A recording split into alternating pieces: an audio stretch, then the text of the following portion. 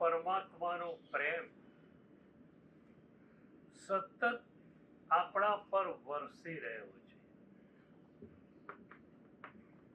એક સેકન્ડ એવી નથી કે જ્યારે પરમાત્માનો પ્રેમ આપણા ઉપર ન વરસતો.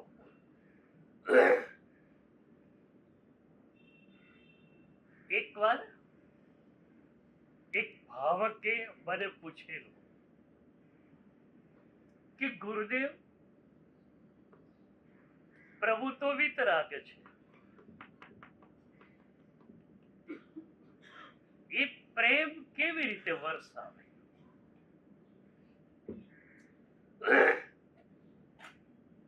એ વખતે મેં આનંદ ઘનજી ભગવંતના 15મા સ્તવનની એક કડી એને કહેલી. જેમણે પ્રભુનો સાક્ષાત્કાર કરેલો એવા આનંદ ઘનજી ભગવંતની આ પરાવાણી. દોડત દોડત દોડિયો જેતી મનની રે દોડ, પ્રેમ પ્રતીત વિચારો ઢૂકળી, ગુરુ ગમ લેજો રે જો. બહુ જ પ્યારા શબ્દો આવ્યા. પ્રેમ પ્રતીત વિચારો ઢૂકળી. ઢૂકળી એટલે નજીક. પ્રભુના પ્રેમની પ્રતીતિ હમણાં જ તમને થઈ જાય. કઈ રીતે? પ્રભુનો પ્રેમ મને મળેલો છે એની પ્રતીતિ કઈ રીતે થાય?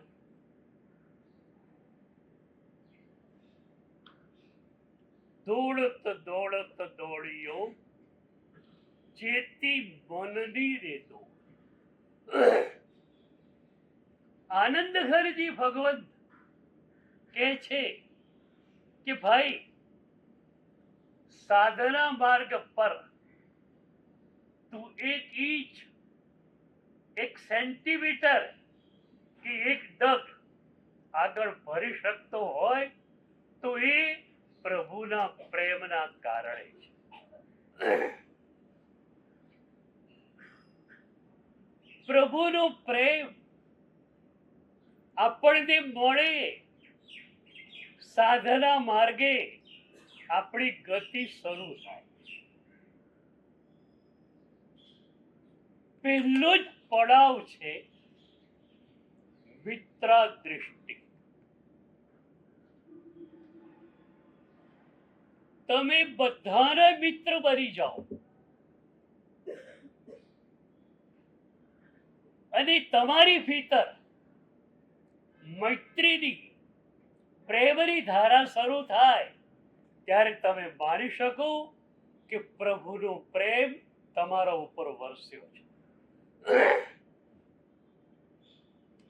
કેવો હતો પ્રભુનો પ્રેમ? દેવલોકમાં જ્યારે પરમાત્માનો આત્મા હતો ત્યારે દેવલોકમાં એમને ચેન નથી પડ્યું. એક જ વાત, ક્યારે તીર્થની સ્થાપના કરું અને ક્યારે બધા જ આત્માઓને કલ્યાણનો માર્ગ હું દેખાડું. એ પ્રભુનો પ્રેમ સિંહ અળગારે માણ્યો. આપણે પણ માણવું છે. બે શબ્દો આપણી પરંપરામાં છે, અરિહંત અને આરહંત્ય.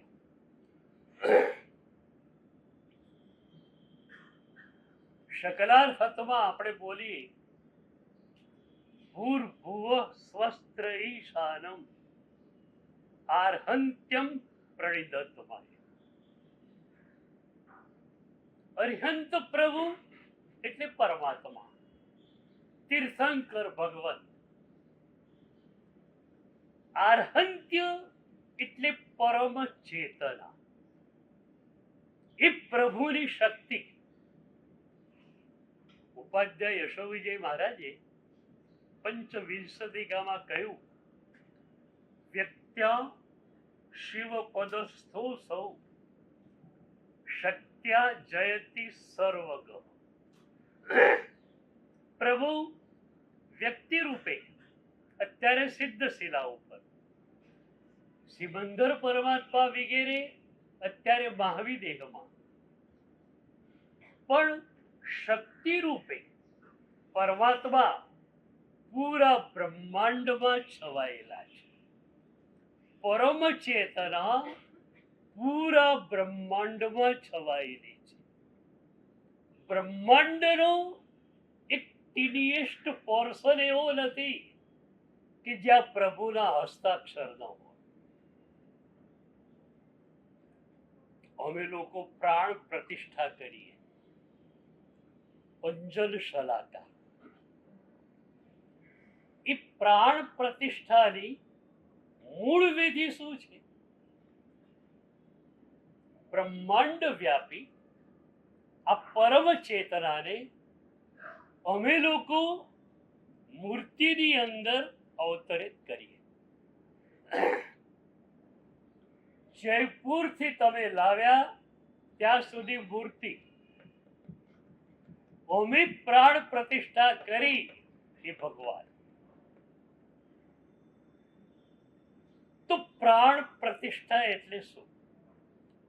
ચૈતન્યની પ્રતિષ્ઠા. તો પૂરા બ્રહ્માંડની અંદર પરમ ચૈતન્ય વ્યાપક છે. પરમાત્માની શક્તિ આર્હંત્ય. એ પરમ ચેતનાને અમે લોકો મૂર્તિની અંદર અવતરિત કરી. જે ખાસ વિધિ રાત્રે થાય છે અને જેમાં તમને કોઈને પણ આવવાનો રસ્તો મળતો નથી, એ જે ગુહ્ય વિધિ છે એમાં આ વસ્તુ થાય છે કે પરમ ચૈતન્યની અમે લોકો મૂર્તિની અંદર પ્રતિષ્ઠા કરી. એકવાર સુરતમાં પ્રાણ પ્રતિષ્ઠા હતી. જે રાત્રે મારે પ્રાણ પ્રતિષ્ઠા માટે જવાનું હતું, એ સાંજે મારી પાટ પર હું બેઠેલો. એ વખતે એક ભાવકે મને પૂછ્યું કે સાહેબ, રાત્રે આપ પ્રાણ પ્રતિષ્ઠાની વિધિ માટે જશો ત્યારે તો અમને પ્રવેશ મળવાનો નથી, પણ મારે પૂછવું છે કે જે ક્ષણે તમે પ્રાણ પ્રતિષ્ઠા કરો એ વખતે તમારા મનમાં શું વિચાર આવતો હશે અને તમે કઈ રીતે પ્રાણ પ્રતિષ્ઠા કરશો? એ વખતે મારા હોઠેથી અનાયાસ ઉત્તર સરેલો કે ભાઈ, પ્રભુની પ્રાણ પ્રતિષ્ઠા પ્રભુ જ કરે, મારી કોઈ હેસિયત નથી.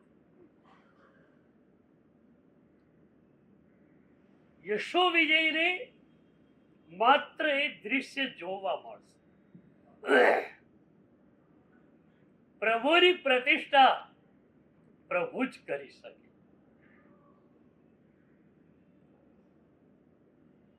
જ્યારે આચાર્ય પોતાની ચેતનાને પરમાત્મા વહી બનાવી દે છે,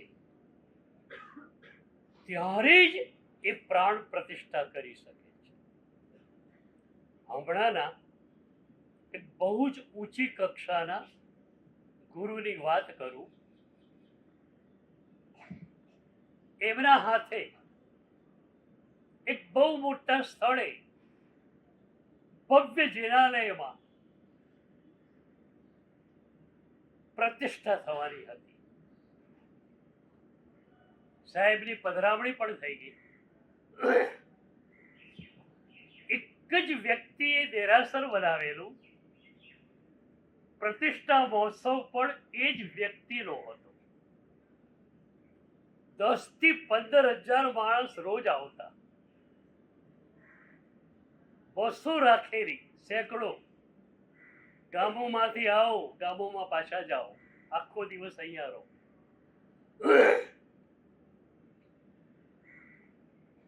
જે દિવસે રાત્રે પ્રાણ પ્રતિષ્ઠા કરવા જવાનું હતું, એ દિવસે બપોરે એ ભાઈ વંદન કરવા માટે આવ્યા. જેમણે જિનાલય બનાવેલું, જેમના તરફથી મહોત્સવ હતો, એ વખતે એ ગુરુદેવે એની બહુ જ ઉપબ્રિંગણા કરી કે બહુ સરસ જિનાલય તમે બનાવ્યું, બહુ સરસ મહોત્સવ તમે કર્યો, હજારો લોકોને ભક્તિના પ્રવાહમાં તમે જોડ્યા. પેલા ભાઈ ગયા. એ પછી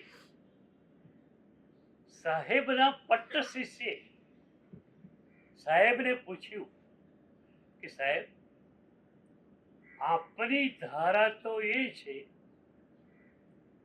કે કોઈએ કરોડ ખર્ચ્યા, 10 કરોડ ખર્ચ્યા કે 20 કરોડ ખર્ચ્યા આપની નિશ્રામાં, આપ ખાલી આશીર્વાદ આપી દો. પણ ક્યારે પણ આવી રીતે કોઈની પ્રશંસા આપ કરતા નથી. આજે આની પ્રશંસા કરી, એની પાછળનું શું કારણ? તમે કારણ જાણશો ને, તમને એકદમ અહોભાવ થશે કે આવી આપણી પરંપરા છે, આવા આપણા સદગુરુઓ છે. ગુરુદેવે કહ્યું કે પહેલા દિવસે હું આવેલો અને ભાઈ મને વંદન કરવા આવેલા, ત્યારે મેં એમને સૂચના કરેલી કે મહોત્સવમાં બહુ ધામધૂમ નહીં કરતા, મહોત્સવ સાદાઈથી પતાવજો અને તમારે જેટલી રકમ ખર્ચવી હોય એ સાધર્મિક ભક્તિ આદિમાં ખર્ચજો. પણ એ ભાઈએ મારી વાત માની નહોતી. હવે રાત્રે મારે અંજન સલાકા કરવા જવાનું હતું. મને થયું કે મારા કોન્શિયસ માઇન્ડમાં તો એ વ્યક્તિ પ્રત્યે સહેજ પણ તિરસ્કાર નથી, પણ કદાચ અનકોન્શિયસ માઇન્ડમાં એક વાત આવી ગઈ હોય કે મારી વાત આળે કેમ ન માની. આટલો પણ સૂક્ષ્મ તિરસ્કાર મારી ચેતનામાં રહેલો હોય તો મારી ચેતના પ્રાણ પ્રતિષ્ઠા કરી શકે નહીં.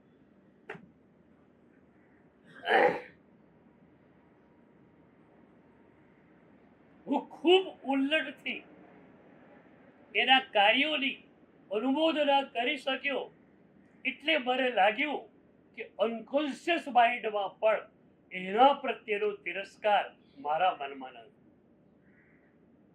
હવે હું રાત્રે પ્રભુની પ્રાણ પ્રતિષ્ઠા કરી શકી. તો ફરી આપણે મૂળ વાતમાં જઈએ. 2 શબ્દો, અરિહંત અને આરહંત. અત્યારે પ્રભુ મહાવીરનું આરહંત્ય જે છે એ પણ સક્રિય રીતે કામ કરી રહ્યું છે. દીક્ષાઓ આટલી થાય છે, આટલા બધા શ્રેષ્ઠ અનુષ્ઠાનો થાય છે, એની પાછળ શક્તિ પ્રભુની છે. પ્રભુનું આર્હંત્ય સક્રિય છે. જે ક્ષણે પ્રભુનું આર્હંત્ય નિષ્ક્રિય બનશે એ ક્ષણે સાધના નહીં. છઠ્ઠો આરો આવશે, સાધના નહીં હોય, કારણ પ્રભુ મહાવીરનું આર્હંત્ય એ વખતે સક્રિય ન.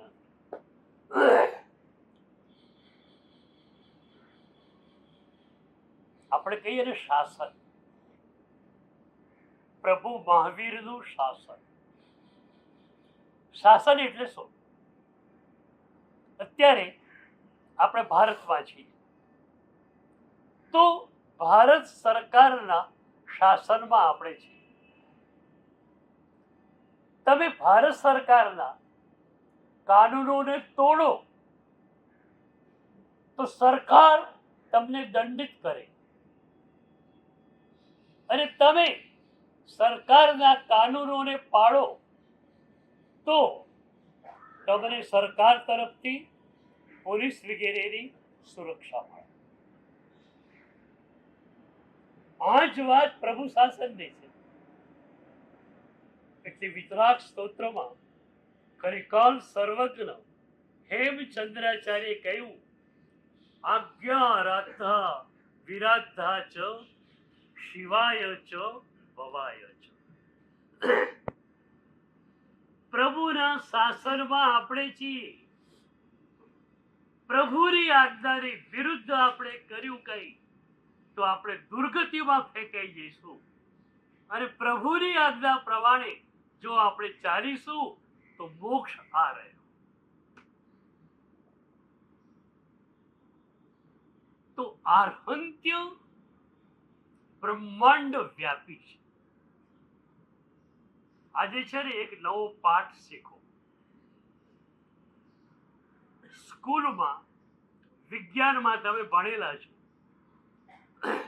કે ઓક્સિજનના મહાસાગરમાં આપણે છીએ. આજે એક વાત ઉમેરી લો કે પરમ ચેતનાના મહાસાગરમાં પણ આપણે છીએ. આપણી આસપાસ ચોપાસ પરમ ચેતનાનો મહાસાગર રેલાઈ રહ્યો છે. આપણે ત્યાં 3 શબ્દો છે: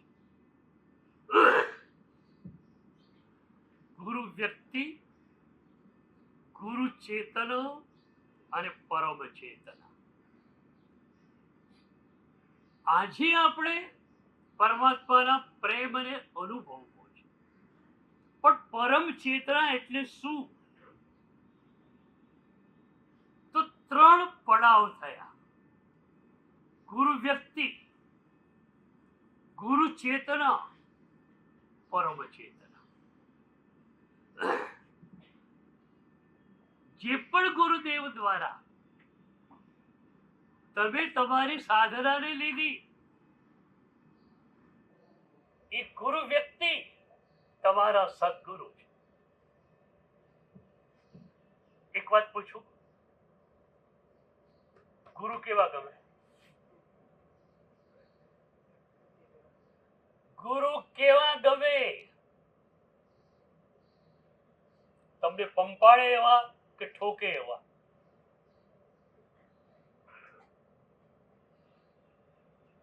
ડોક્ટર કેવો ગમે?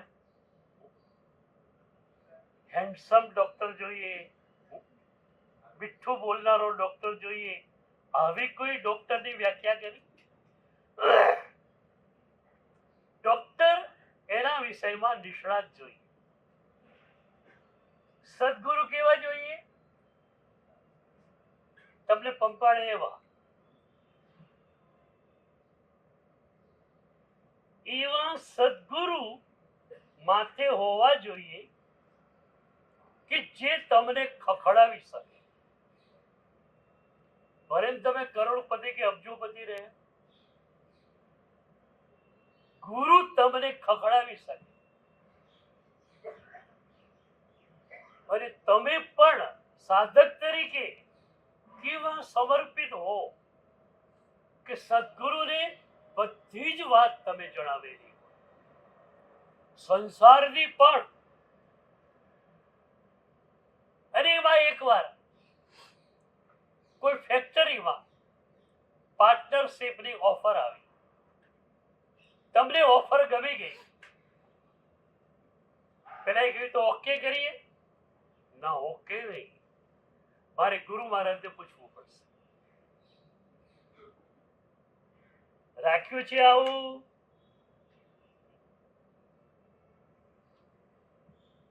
ગુરુ મહારાજને મારે પૂછવું પડશે. ગુરુ પાસે ગયો, વંદન કર્યું, સાહેબજી આ નવી ફેક્ટરીમાં પાર્ટનરશિપની ઓફર છે, આમ બહુ જ સારી ઓફર લાગે છે, પણ આપણી આજ્ઞા વિના હું એક ડગ પણ ભરવાનો નથી. અરે સાહેબ લાલ આંખ કરે, તારું પેટ ભરાઈ ગયું, પઠારો ભરાઈ ગયો, હવે શેના માટે આ કરવાધનનો ધંધો કરવો છે? નથી કરવાનો. છે આવા સદગુરુ, સદગુરુ તમારી પૂરેપૂરી બાહેદારી લેવા તૈયાર છે.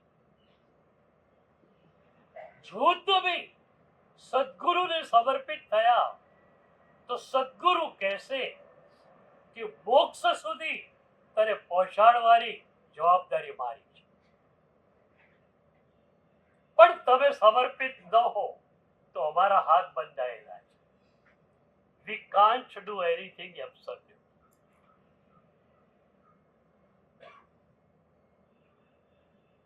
તો ગુરુ વ્યક્તિ, ગુરુ ચેતના, પરમ ચેતના.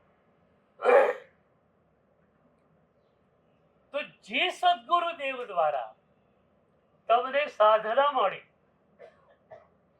એ તમારા સદગુરુ, ગુરુ વ્યક્તિ. તમારે એમને એવી રીતે સમર્પિત થવું છે કે એમની આજ્ઞા વિના કોઈ કાર્ય તમારે કરવું નથી. સંસારની વાત સાહેબને ન પૂછાય આવું માનતા નહીં. કારણ સંસારની વાત જાણવામાં, તમારી સંસારની વાત જાણવામાં અમને બિલકુલ રસ નથી.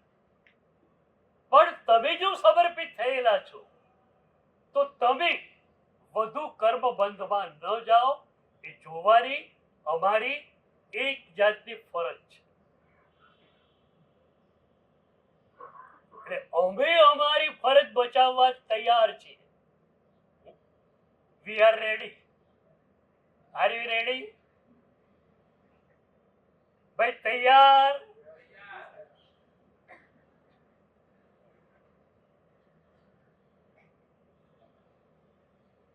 સાહેબજી વ્યાખ્યાન આપો, સાંભળી લઈશું. તૈયાર?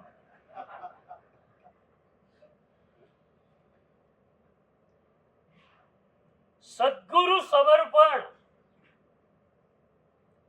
આપણે જયવીરાય સૂત્રમાં પ્રભુ પાસે સદગુરુ યોગ માંગીએ છીએ. શુભ ગુરુ જોગો. સદગુરુ કેમ નથી માંગતા? સદગુરુ યોગ કેમ માંગ્યો? પ્રભુ મને તું સદગુરુ આપ, એવી પ્રાર્થના કેમ ન કરી? એનું કારણ છે અતીતની યાત્રામાં કેટલાય સદગુરુ આપણને મળ્યા. હરિભદ્ર સુરી મહારાજ જેવા, હીર સુરી મહારાજ જેવા, હેમચંદ્રાચાર્ય જેવા. પણ આપણે સમર્પિત ન થયા એ સદગુરુઓને, એટલે એ સદગુરુઓ આપણા ઉપર કોઈ કામ કરી શક્યા નહીં. તમે હોસ્પિટલમાં ન જાઓ તો ડોક્ટર ઓપરેશન ક્યાંથી કરે? તમે સમર્પિત ન થાઓ તો ગુરુ કામ સી રીતે શરૂ કરે તમારા ઉપર? તો અતિતરી યાત્રામાં કેટલાય સદગુરુઓ મળ્યા. સદગુરુઓ તૈયાર હતા, આપણે તૈયાર નહોતા. અને એથી આવા શ્રેષ્ઠ સદગુરુઓ મળ્યા અને છતાં આપણે એવા ને એવા રહ્યા. આ જન્મની અંદર સદગુરુ યોગ થયો છે.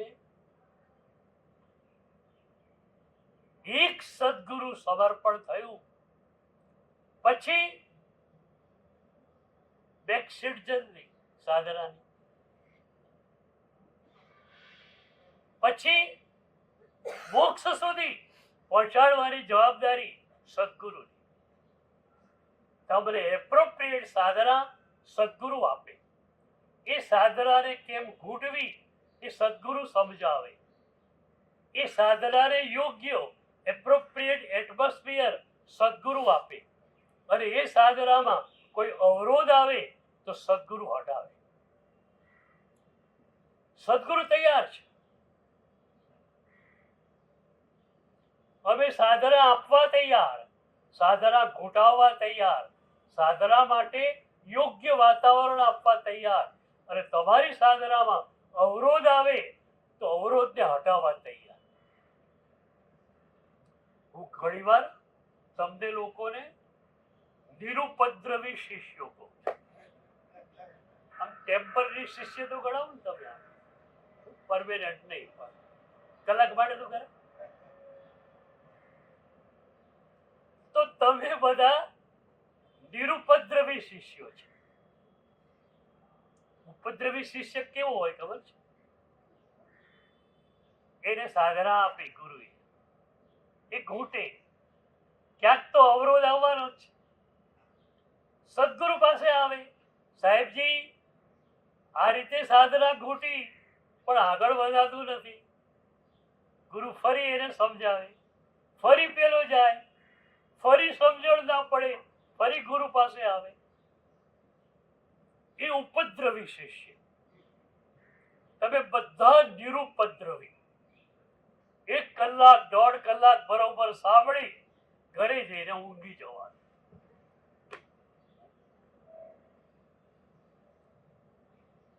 વાચનાનું હોમવર્ક કરવું છે.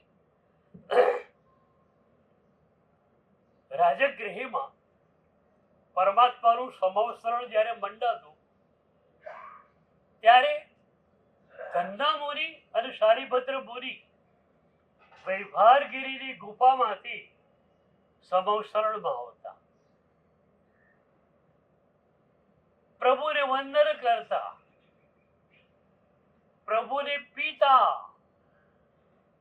તમે સાંભળો છો, પીઓ છો, પીઓ, મજા આવી જશે.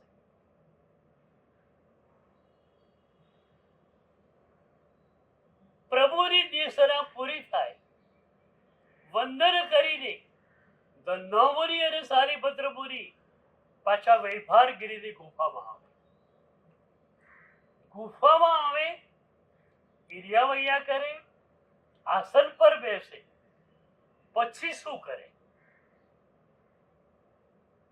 પ્રભુએ થિયોરિકલ ફોર્મમાં જે આપ્યું છે એને પ્રેક્ટિકલ ફોર્મમાં કેવી રીતે ફેરવવું એનું ચિંતન.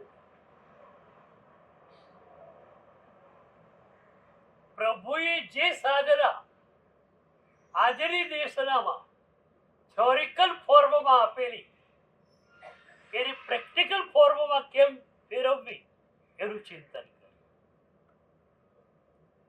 તમે ભલે અત્યારે સમય તાત્કાલિક ન આપી શકો, આ પદાર્થ આજના તમારા ખ્યાલમાં હોય, રાત્રે પણ તમે થોડું ચિંતન કરો કે સદગુરુ સમર્પણ કેમ મેં કર્યું નહીં. અનંત જન્મોની અંદર ક્યારે પણ સદગુરુ સમર્પણ થયું નથી. અને એનો પુરાવો એ કે આપણે સંસારમાં છીએ. સમર્પણ થયેલું હોત તો મોક્ષમાં પહોંચી ગયા હોત. તો તમે એ વિચારી શકો રાત્રે, આધી રાત્રે, કે સમર્પણ અઘરું કેમ છે. એક સદગુરુ તમારા સાધના દીક્ષા દાતા હોય, એમને ખ્યાલ હોય કે તમે ક્યાં છો, તમારું અત્યારનું સાધનાનું સ્ટેન્ડ પોઈન્ટ કયું છે એ સદગુરુ જાણી લે છે. તમે કહો એ તમારા તરફ ખુલતી વાત છે. સદગુરુ તમારા ચહેરાને જોઈને તમારી સાધનાનું અત્યારનું સ્ટેન્ડ પોઈન્ટ નક્કી કરી લે છે. અને એ પછી આ જન્મના છેવાડા સુધીમાં તમને ક્યાં સુધી પહોંચાડી શકાય એમ છે એ પણ જુએ છે. એટલે બધું જ ગુરુ ચેતના અને પરમ ચેતના કરે છે. એકવાર પ્રવચનમાં હું આ વાત કરતો હતો, મારી સામે એક ભાઈ બેઠેલો, મને કે બધું જ પ્રભુ અને ગુરુ કરી લે તો અમારે શું કરવા.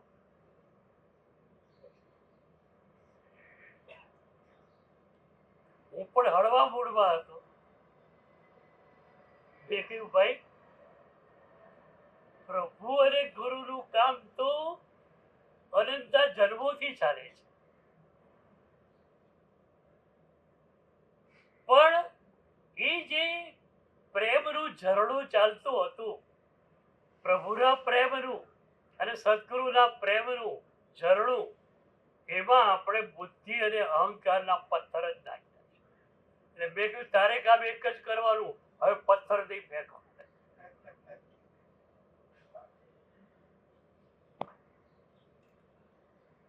તમે બુદ્ધિજીવી કે શ્રદ્ધાજીવી? સાચું કહે, બુદ્ધિજીવી કે શ્રદ્ધાજીવી? વીર વિજય મહારાજે 99 પ્રકારની પૂજામાં કહ્યું, શ્રદ્ધા વીણ કુળ અહીંયા આવે. શ્રદ્ધા વગર અહીં કોણ આવે? શત્રુંજય ગિરિરાજ પર અને પ્રભુ શાસનમાં. અને કદાચ શ્રદ્ધા જેવી ન હોય તો એમણે બહુ સરસ વાત લખી, લઘુ જળમાં કિંમતે નાવે. ખાબોચિયામાં કેમ કરી નાહી શકાય? બુદ્ધિનું ખાબોચિયું, અહંકારનું ખાબોચિયું. અત્યાર સુધી તમે સદગુરુને પણ બુદ્ધિની ફૂટપટ્ટીથી માપ્યા. તમારી બુદ્ધિની ફ્રેમ, અવધારણાની ફ્રેમ, વિચારણાની ફ્રેમ, એ ફ્રેમમાં તમારે સદગુરુનું ચિત્ર મૂકવું છે. ચિત્ર મોટું છે, ફ્રેમ નાની છે, ચિત્ર કાપી નાખો. આ જ કામ કર્યું છે અત્યાર સુધી. તો મેં પેલા ભાઈને કહ્યું કે ભાઈ, બુદ્ધિ અને અહંકારના પથ્થર પ્રભુ પ્રેમના ઝરણામાં ફેંકવાના નહીં. આટલું જ કામ આપણે કરવાનું છે. બુદ્ધિથી શું થાય? બુદ્ધિથી પૈસા મળે, પ્રભુ તો મળે નહીં. આપણને તો પ્રભુ જ જોઈએ ને.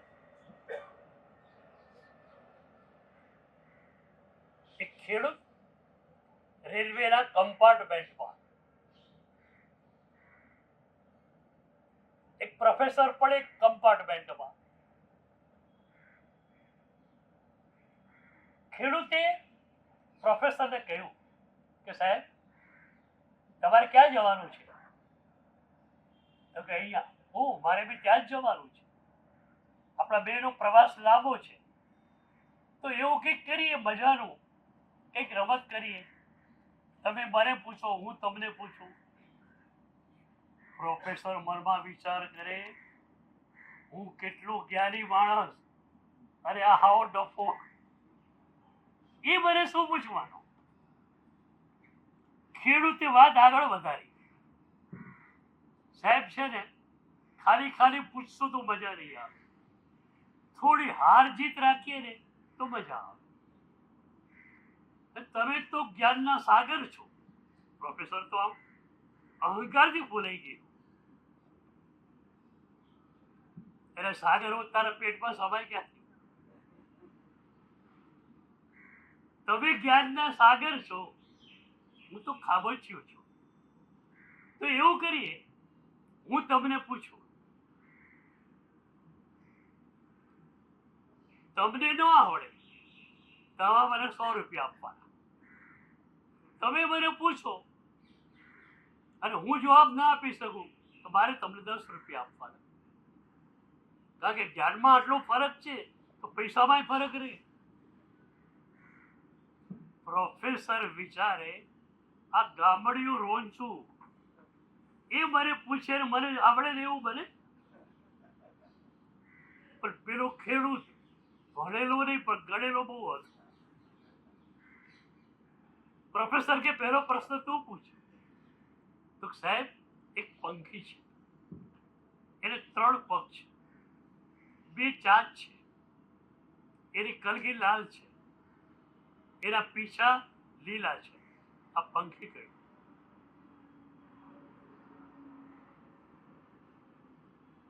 કુદરતી રીતે પ્રોફેસરને બર્ડ વોચિંગનો શોખ હતો અને આપણે ત્યાં બર્ડ એન્સાયક્લોપીડિયા સલીમ અલીનો છે જે વિશ્વ પ્રસિદ્ધ છે. તો સલીમ અલીના બર્ડ એન્સાયક્લોપીડિયાના પાના પ્રોફેસરે પેદી નાખેલા. મેમરીથી વિચાર કરે સાલું 3 પગવાળું 2 ચાંચવાળું આવું તો કોઈ પંખી છે જ નહીં. 5-10 મિનિટ વિચાર કર્યો પણ આવું કોઈ પંખી નજરે ચડ્યું નહીં. એટલે સોરી રોડ કાઢી ખેડૂતને આપ્યું કે નહીં ભાઈ મને આવડતું નથી. પેલા વટથી સોરી રોડ કિસ્સાઓ મૂકી દે. પ્રોફેસર કે મારો પ્રશ્ન આ જ છે, આ પંખી કયું તું બોલો. પેલો કે સાહેબ મને ખબર નથી, લો 10 રૂપિયા.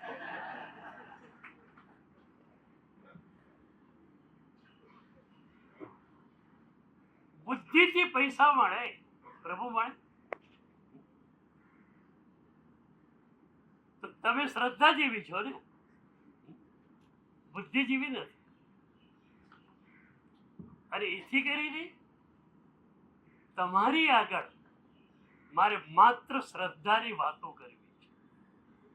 તો મેં પેલા ભાઈને કહેલું કે અત્યાર સુધી આપણે બુદ્ધિ અને અહંકારના પત્થરો પ્રભુ પ્રેમના ઝરણામાં ફેંકેલા છે, હવે ફેંકવાના.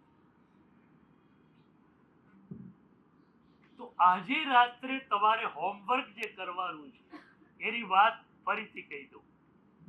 સદગુરુ સમર્પણ કરવું છે, બરોબર? કારણ કે એના વિના સાધના શરૂ જ નથી થતી. તમે અત્યારે બધાએ સાધના લીધી છે એ ગુરુ પાસેથી કે તમારા મન પાસેથી. 8મ છે એમએલ કરી લો, 14 છે ઉપવાસ કરી લો, કોઈ પણ સાધના તમે લો, એ તમારી સાધના ગુરુદત્ત હોય છે કે તમારી ઈચ્છાથી ઊભી થયેલી હોય છે. પ્રતિષ્ઠિત સંઘો હોય ને એમાં એક બોર્ડ હોય છે કે બુફે અહીં નિષિદ્ધ છે. બુફેનો ગુજરાતી પર્યાય શું? સ્વરુચિ ભોજન. એટલે ભોજનમાં ઈચ્છા પ્રમાણેનું ભોજન ન ચાલે, બરોબર? સાધનામાં ઈચ્છા પ્રમાણેની સાધના ચાલે. બીજું એક બોર્ડ લગાડવું પડશે. સ્વરુચિ ભોજન અહીંયા નિષિદ્ધ છે, સ્વરુચિ સાધના પણ અહીંયા નિષિદ્ધ છે, પ્રોહિબિટેડ.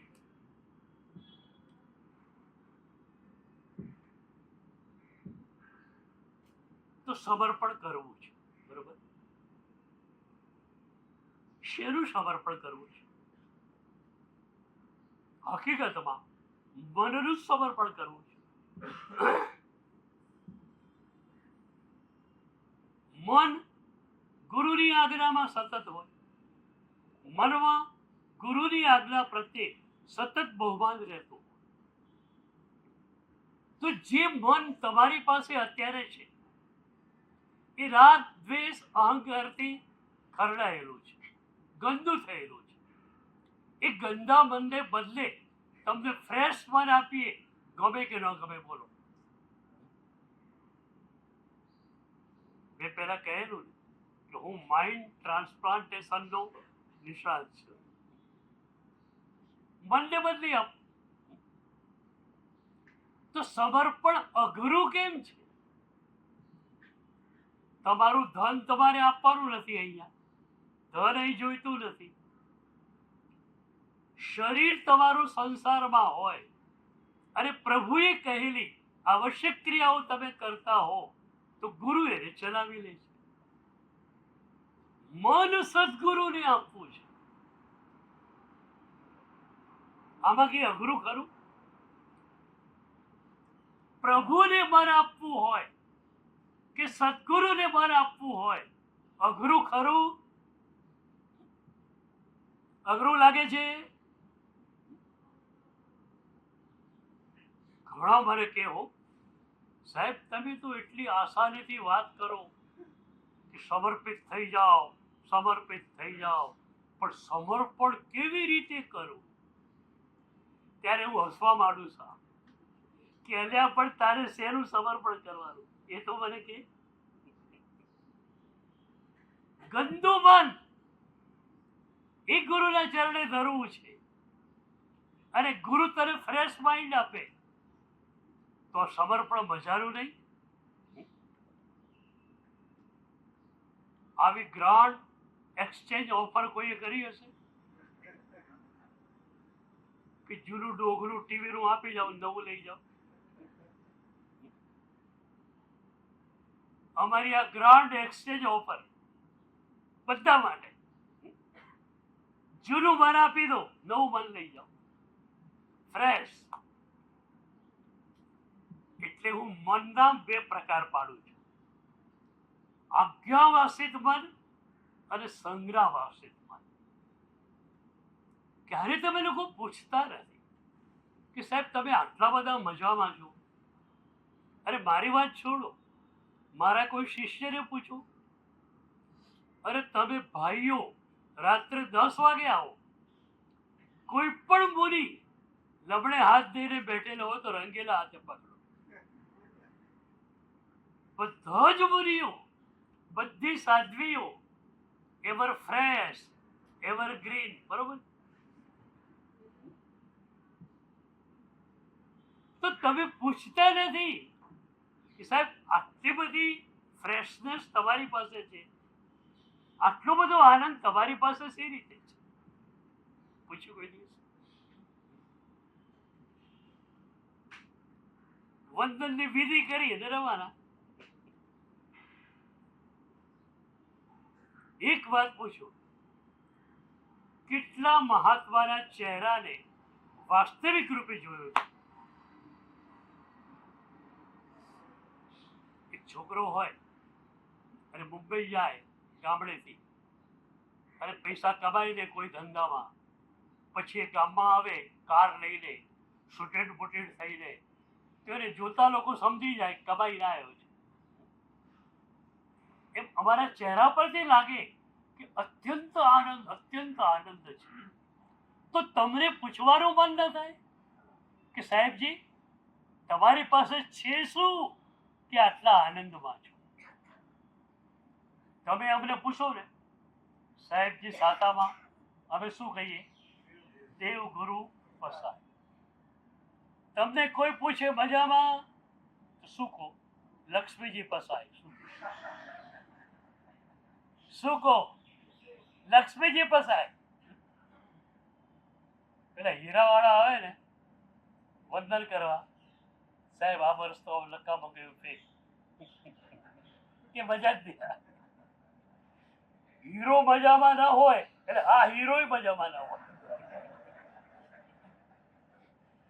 એટલે પેલું જડ હીરો મજામાં ન હોય એ તો સમજ્યા, તું ચેતન હીરો છે, તું કેમ મજામાં નથી?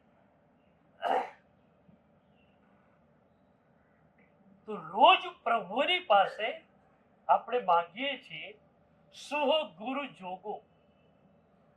પ્રભુ તું માત્ર સદગુરુ આપીને છૂટી જઈ શકતો નથી. એ સદગુરુના ચરણોમાં તારે મને ઝુકાવવાનો છે. પ્રભુને આપણે કહ્યું, પ્રભુ સદગુરુ પણ આપ અને સદગુરુના ચરણોમાં તું ઝુકાવી પણ આપ. એ પ્રભુ શક્તિ તો સક્રિય છે, પણ એ જે પ્રભુ શક્તિ સક્રિય છે એની સક્રિયતાને તમે ઝીલી નહીં. એટલે પરમ ચેતના વરસી રહી છે પણ તમે ઝીલી શક્યા નહીં. એટલે મારી દૃષ્ટિએ આપણી સાધનાનું મુખ્ય બિંદુ રિસેપ્ટિવિટી છે. તમારી સજ્જતા, પાત્રતા, તમે કેવી રીતે રિસીવ કરો છો સદગુરુની કૃપાને, પ્રભુના પ્રેમને. સદગુરુ યોગની મારી વ્યાખ્યા છે 1 + 1 = 1.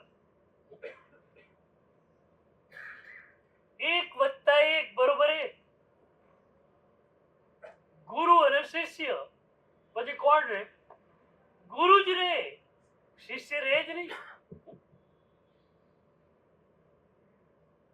જે ક્ષણે દીક્ષા થઈ એક ક્ષણે શિષ્ય ગયો, એનું હું ગયું.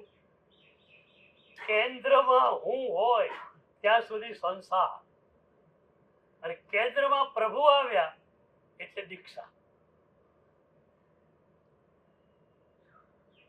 મારો કોઈ શિષ્ય ક્યારેક કહે કે સાહેબ આમાં મારો અભિપ્રાય આવો છે, એટલે હું હસવા માંડું. એટલે એને થાય કંઈક ભાંગરો વટાઈ ગયો. એટલે પૂછે સાહેબ શું થયું? ત્યારે હું કહું કે તારો અભિપ્રાય તું કહે છે, તું છે, જો તું જ ન હોય તો તારો અભિપ્રાય ક્યાંથી આવે? દીક્ષા આપી એ દિવસે તારા હુંને ખતમ કરી નાખ્યો. તું જ નથી, તારો અભિપ્રાય ક્યાંથી આવ્યો? ન રહે બાંસ ન રહે બાંસુરી. વાસ જ નથી તો વાંસળી ક્યાંથી આવી? તું જ નથી, તારી ઈચ્છા ક્યાંથી આવી? સાધુ જીવનમાં જે મજા છે એ મજા છે. એ લોકો ટોટલી ચોઇસલેસ છે. આવતી ક્ષણે શું કરવું એનો કોઈ વિચાર એમના મનમાં નથી. શેષ કાળ હોય અને કોઈ પૂછે કે વિહાર છે કે નહીં, તો એ કહી દે ગુરુદેવ જાણે. અમે લોકો ચાણસ્મામાં હતા અને યશોરત્ન સુરીજી આદિ આવેલા. સાંજના સમયે એમના એક મુનિરાજ મારી જોડે બેઠેલા. એમને પૂછવાનું હતું, બધું પૂછી લીધું. પછી મેં એમને પૂછ્યું કે આવતીકાલે તમારો વિહાર છે કે આવતીકાલે તમે અહીંયા રોકાવાના છો? એ વખતે મુનિરાજે કહ્યું કે સાહેબજી મને કઈ ખબર નથી, સાંજ પડી ગઈ છે, પ્રતિક્રમણનો સમય થવા આવ્યો છે. મેં કહ્યું સવારે વિહાર છે કે નહીં? કે સાહેબજી ખબર નથી મને. ગુરુદેવ જો 4 વાગે જગાડશે તો હું માનીશ કે વિહાર હશે, અને 5 વાગે જગાડશે તો હું માનીશ કે વિહાર નથી. તમે વિચાર કરી કરીને હેરાન થાવ. સોંપી દો ને બધું ગુરુને. આમે ક્યાંક તો સોંપ્યું છે, સોંપવું પડે.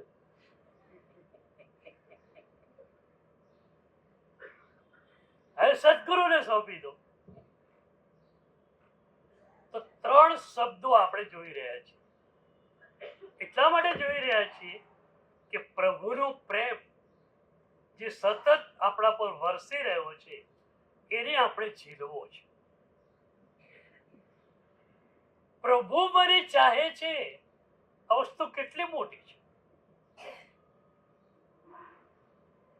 મને થોડા દિવસ પહેલા મારા એક શિષ્ય પૂછેલું કે સાહેબ આટલા બધા લોકો આપની પાછળ દોડતા હોય, લોકો આપને ચાહતા હોય, આપને શું વિચાર આવે? મેં કોઈ વિચાર શેનો આવે?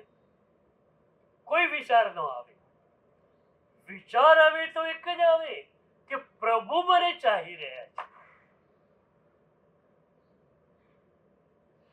શું પ્રભુની ચાહત, પ્રભુ એવું સુરક્ષા ચક્ર મને અને તમને આપી શકે છે કે એક સેકન્ડ માટે તમે રાગ દ્વેષમાં ન જાઓ તીવ્રતાથી.